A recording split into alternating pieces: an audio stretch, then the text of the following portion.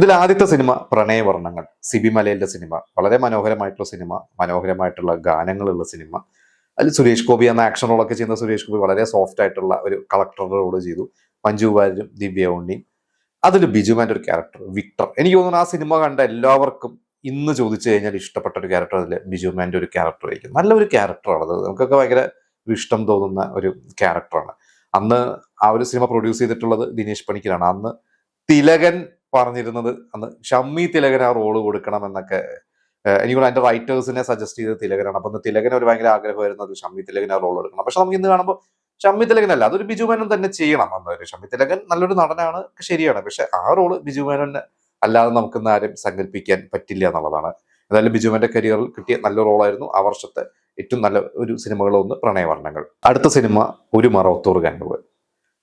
ലാൽ ജോസിന്റെ ആദ്യത്തെ സിനിമ, ശ്രീനിവാസന്റെ ഗംഭീര സ്ക്രിപ്റ്റ്, 98 വിഷു വിന്നറായിരുന്നു.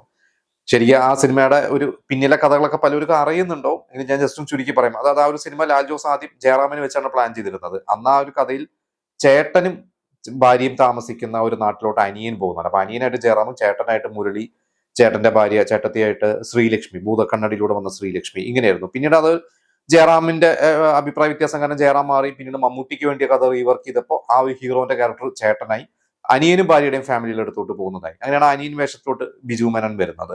നല്ലൊരു വേഷമായിരുന്നു ഒരു ബിജു മേനോന്റെ ഒരു അനിയൻ എന്നുള്ള ഒരു ക്യാരക്ടർ. എനിക്ക് തോന്നുന്നു അതും ഒരു ബിജു മേനോന് പറ്റിയ ഒരു റോള്, അങ്ങനത്തെ ഒരു റോള് തന്നെയായിരുന്നു. ഇത് ആ ഏപ്രിൽ മാസം, 98 ഏപ്രിൽ മാസമാണ് ഇറങ്ങുന്നത്. ഇത് കഴിഞ്ഞ ആ മെയ്യിൽ വീണ്ടും മമ്മൂട്ടിയുടെ കൂടെ തന്നെ ഒരു അനിയന്റെ പോലത്തെ ഒരു ക്യാരക്ടർ. പക്ഷെ നമുക്കൊരു മറവത്തൂർ കനവ് പോലെ ഒരു ഹിറ്റോ അല്ലെങ്കിൽ അത്ര മികച്ച ഒരു സിനിമയൊന്നുമല്ല. അത് സിദ്ധാർത്ഥ എന്ന സിനിമയായിരുന്നു. വലിയ കുറെ സ്റ്റാർ കാസ്റ്റ് ഉണ്ട് അതിൽ. നെടുമുടി വേണു, തിലകൻ, ഷിജു, നമ്മുടെ മാൻ ഓഫ് മാച്ചിലൂടെ ഒക്കെ വന്ന, പിന്നെ ബിഗ് ബോസിലൂടെയൊക്കെ ആയിരിക്കും ഇന്നത്തെ ജനറേഷന് കൂടുതൽ അദ്ദേഹത്തെ അറിയുന്നത്. സീരിയൽ ആർട്ടിസ്റ്റ്, ഇപ്പൊ സീരിയലിൽ തിളങ്ങി നിൽക്കുന്നു. അതിൽ ബിജു മേനോൻ ഒരു അനിയന്റെ ഒരു വേഷം, നല്ലൊരു വേഷമാണ് ബിജു മേനോൻ ചെയ്തിട്ടുള്ളത്. അപ്പൊ എന്തായാലും ആ ഒരു 2 മാസം ബാക്ക് ടു ബാക്ക് 2 അനിയൻ വേഷങ്ങൾ ബിജു മേനോന് കിട്ടി. അടുത്തത് വീണ്ടും ഒരു അനിയൻ വേഷമാണ്. ജയറാമിന്റെ അനിയനായിട്ട് ജയരാജ് സംവിധാനം ചെയ്ത സിനിമ സ്നേഹം. ആ സിനിമ ഇന്ന് പിന്നെ കുറെ ട്രോളുകളിലൊക്കെ വരുന്നുണ്ട് ആ സിനിമയെ കുറിച്ച്.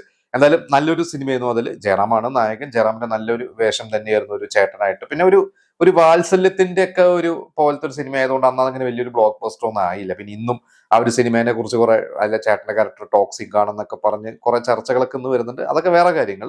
എന്തായാലും അതിൽ ഒരു അനിയന്റെ റോളാണ് ബിജു മേനോൻ ചെയ്തിട്ടുള്ളത്. അതിൽ ലേന അഭിനയിച്ചിട്ടുണ്ട്. ലേനയുടെ ഒക്കെ ആദ്യത്തെ സിനിമയാണ് അത്. സിദ്ദിഖ് അതിൽ അഭിനയിച്ചിട്ടുണ്ട്. നല്ലൊരു സിനിമ. ഒരു ബിജുമേനെ പറ്റിയ ഒരു അനിയൻ ക്യാരക്ടർ എന്ന് തന്നെ പറയാം. പിന്നെ ഓർമ്മച്ചപ്പ് എന്ന സിനിമയിൽ ലോഹിദാസിന്റെ സിനിമയാണ്. അതാ ഒരു 98 ഓണം സീസൺ ഇറങ്ങിയ സിനിമ. ഞാൻ ആ സിനിമ കുറെ മുമ്പ് കണ്ടിട്ടുള്ളതാണ്. അതുകൊണ്ട് ഇപ്പൊ എനിക്ക് അതിൽ ഓർമ്മയില്ല. ആ സിനിമയും ഒന്ന് ഹിറ്റ് ആവാതെ പോയ ഒരു സിനിമയാണ്. അതുകൊണ്ട് തന്നെ ബിജു മേനോനും അതിൽ ദിലീപും ലാലും ഒക്കെയാണ് പ്രധാന വേഷങ്ങൾ. ബിജു മേനോൻ അതിലൊന്നും വലിയ ഒരു ഗുണമൊന്നും കിട്ടിയിട്ടില്ല. അടുത്തൊരു സിനിമ ഓരോ വിളിയും കാതോർത്ത്, VM വിനു ഡയറക്ട് ചെയ്ത സിനിമയാണ്. ഈ ഒരു സിനിമ അത് തിയേറ്ററിൽ അന്ന് ഇറങ്ങിയിട്ടുണ്ടോ എന്നുള്ളത് എനിക്ക് അറിയില്ല. എന്തായാലും അന്ന് മുകേഷും ബിജു മേനോനുമാണ് ഇതിലെ പ്രധാന വേഷം ചെയ്തിട്ടുള്ളത്. കലു ഡെനീസും ഗിരീഷ് പുത്തഞ്ചേരിയും കൂടിയാണ് സ്ക്രിപ്റ്റ് ചെയ്തിട്ടുള്ളത്. സുമ എന്ന ഒരു നായികയാണ്. ഇവര് ഇന്ന് നമ്മൾ അവരെ പല തെലുങ്ക് ഇന്റർവ്യൂസിലൊക്കെ അവരെ കണ്ടിട്ടുണ്ട്. അവർ കുറച്ച് സിനിമകളൊക്കെ അഭിനയിച്ചിട്ടുണ്ട്. അന്ന് ഈ ഒരു വേഷത്തിന് വേണ്ടി അന്ന് മഞ്ജു വാര്യരെ പ്ലാൻ ചെയ്തിരുന്നതാണ്. പക്ഷെ എനിക്ക് തോന്നുന്നു അന്ന് മഞ്ജു വാര്യരുടെ ഡേറ്റോ കാര്യങ്ങളോ എന്തോ കിട്ടാത്ത കാരണമാണ് മഞ്ജു വാര്യർക്ക് ചെയ്യാൻ പറ്റാതിരുന്നത്. ഈ സിനിമ അന്ന് തിയേറ്ററിൽ ഇറങ്ങി എനിക്ക് ഇപ്പോൾ ഓർമ്മയിട്ടില്ല. ഞാൻ കുറെ കാലം മുമ്പ് VM വിനുവിന്റെ ഒരു ഇന്റർവ്യൂല് VM വിനു എഴുതിയത് ഞാൻ ഓർക്കുന്നുണ്ട്. ഈ സിനിമയുടെ ഷൂട്ടിംഗ് കാര്യങ്ങൾ ഓർക്കുന്നുണ്ട്. പക്ഷെ എനിക്ക് തോന്നുന്നു അന്ന് തിയേറ്ററിൽ ഇറങ്ങാതെ പിന്നീട് അതൊരു TV ഡയറക്ടലി വരികയോ അങ്ങനെ എന്തോ ആയിരുന്നു തോന്നുന്നത്. എന്തായാലും നിങ്ങൾക്ക് ആർക്കെങ്കിലും അതിനെ കുറിച്ച് അറിയണമെങ്കിൽ ഒന്ന് പറയണം. എന്തായാലും ബിജു മേനോനും മുകേഷും ആയിരുന്നു അതിൽ ഒരു പ്രധാന വേഷം. വലിയ സ്റ്റാർ കാസ്റ്റ് ഇപ്പൊ കാണുന്നുണ്ട്. ഞാൻ ആ സിനിമ കണ്ടിട്ടില്ല. സുകുമാരി, അടൂർ ഭവാനി, കുതിരട്ടം പപ്പു, കലാഭവൻ മണി, മാമുക്കോയ, NF വർഗീസ്, അങ്ങനെ വലിയൊരു സ്റ്റാർ കാസ്റ്റ് ഇതിൽ കാണുന്നുണ്ട്. പിന്നെ മറ്റൊരു സിനിമ 98 ഓണത്തിന് തന്നെ ഇറങ്ങിപ്പോയ ഒരു സിനിമയാണ്. ജയറാം അഭിനയിച്ചൊരു സിനിമ ശ്രദ്ധിക്കപ്പെടാതെ പോയി, ചിത്രശലഭം. അതിലും ജയറാമും ബിജു മേനോനും. അതിൽ ബിജു മേനോൻ എനിക്കൊരു ഡോക്ടറായിട്ടാണ് തോന്നുന്നത്. അതും ഒരു തവണ എന്തോ ഞാൻ അന്ന് TV വന്നിട്ട് കണ്ടിട്ടുള്ളത്. അതുകൊണ്ട് പിന്നെ എനിക്ക് വ്യക്തമായിട്ട് ഒരു സിനിമയുടെ കഥയോ മറ്റു കാര്യങ്ങളൊന്നും ഓർമ്മയില്ല. എന്തായാലും ഇത്രയും സിനിമകളാണ് അന്ന് ബിജു മേനോന്റെ പ്രധാനമായിട്ടും 98 എന്ന വർഷം ഇറങ്ങിയത്. പിന്നെ ഒരു സിനിമയും കൂടിയുണ്ട്. അത് ശ്രീനിവാസനും ജഗദീഷും ഒക്കെ അഭിനയിച്ചിട്ടുള്ള സിനിമയാണ്. മംഗല്യ പല്ലക്ക് എന്നാണ് ആ ഒരു സിനിമയുടെ പേര്. അത് വിനോദ് റോഷൻ അദ്ദേഹമാണ് ഡയറക്ടർ. സത്യനാഥ് എന്ന എഴുത്തുകാരനാണ്. എനിക്ക് തോന്നുന്നു ഈ സത്യനാഥ് തന്നെയാണ് സിദ്ധാർത്ഥ എന്ന സിനിമയും എഴുതിയിരിക്കുന്നത്. ഇതും അന്ന് വിജയിക്കാതെ പോയിട്ടുള്ള ഒരു സിനിമ തന്നെയാണ്. ചെറിയ എന്തൊരു വേഷത്തിൽ ബിജു മേനോൻ അഭിനയിച്ചിട്ടുള്ളൂ.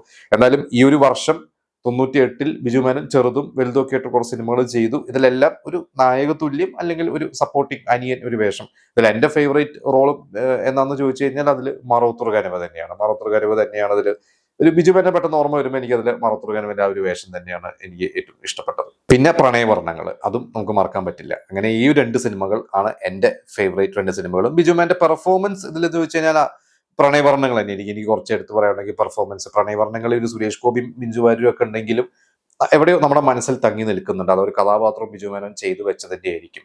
എന്തായാലും ഞാൻ ഈ പറഞ്ഞ സിനിമകളെ കുറിച്ചുള്ള നിങ്ങളുടെ ഓർമ്മകൾ, നിങ്ങളുടെ അഭിപ്രായങ്ങൾ, നിങ്ങളുടെ എക്സ്പീരിയൻസ് ഒക്കെ നമുക്ക് കമന്റ് ചെയ്യാം.